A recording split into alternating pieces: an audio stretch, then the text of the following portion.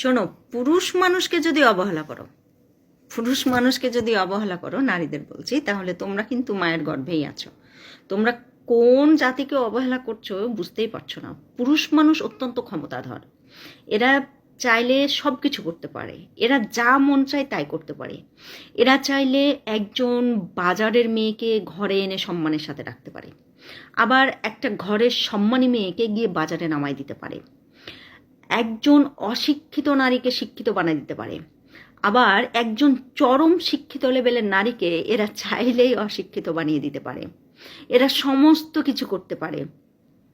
এরা ফকিরকে গরিব আমির বানাতে পারে।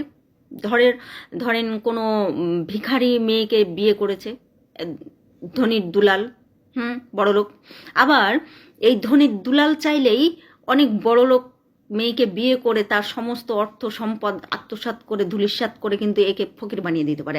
অর্থাৎ চাইলে এ আমিরকে ফকির, ফকিরকে আমির বানাতে পারে। এক কথায় সর্বপ্রকার পাওয়ারফুল হচ্ছে একজন পুরুষ মানুষ, সর্বোচ্চ লেভেলের পাওয়ারফুল।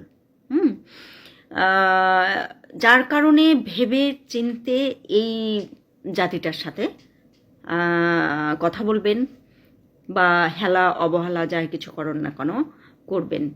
মনে রাখবেন, পারে না এমন কোনো কাজ পুরুষ মানুষের নেই।